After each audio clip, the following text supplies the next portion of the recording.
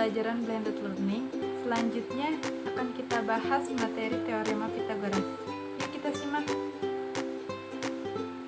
Yang akan saya bahas yaitu kegunaan, sejarah, dan rumus serta latihan soal.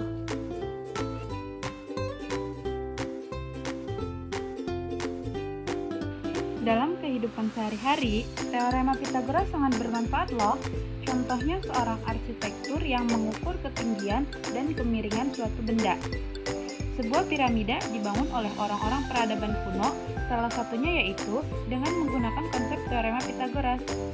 Teorema Pythagoras selain untuk menghitung salah satu segitiga siku-siku yang belum diketahui, digunakan juga untuk menghitung panjang diagonal persegi, diagonal ruang kubus, maupun balok.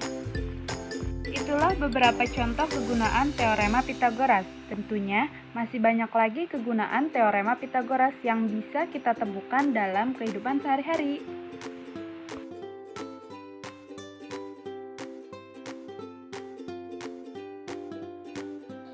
Tahukah kamu mengapa dikenal dengan teorema Pythagoras?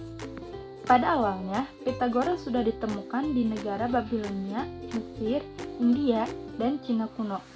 Nah, ahli matematika ini yang pertama kali membuktikan kebenarannya secara matematis dengan disebut teorema Pythagoras, di mana teorema adalah pernyataan yang dapat dibuktikan kebenarannya, sedangkan Pythagoras adalah ahli matematika kebangsaan Yunani yang lahir di Samos pada tahun 570 sebelum Masehi.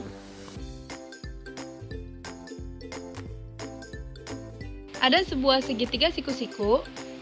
Sisi B dan sisi C disebut sisi tegak, dan sisi A disebut hipotenusa atau sisi miring yang paling panjang, sisi terpanjang tentunya.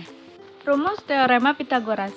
Jika yang ditanyakannya sisi A, sisi terpanjang, maka rumusnya A kuadrat sama dengan B kuadrat ditambah C kuadrat.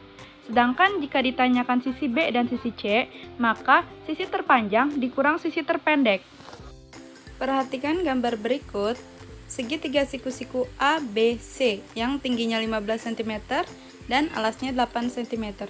Tentukan panjang sisi miringnya. Penyelesaian, kita anggap B sebagai tinggi dan C sebagai alas. Diketahui B sama dengan 15, C sama dengan 8. Maka tentukan nilai A. Karena A adalah sisi terpanjang, maka sisi B dan sisi C dijumlah. Kita masukkan rumusnya, A kuadrat sama dengan B kuadrat plus C kuadrat, di mana B tadi 15, C-nya 8. Maka 15 kuadrat ditambah 8 kuadrat. 15 kuadrat adalah 225 dan 8 kuadrat adalah 64. Hasilnya 225 ditambah 64 sama dengan 289. Kita sudah mendapatkan nilai A kuadrat.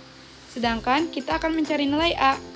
Maka nilai A menjadi akar 289.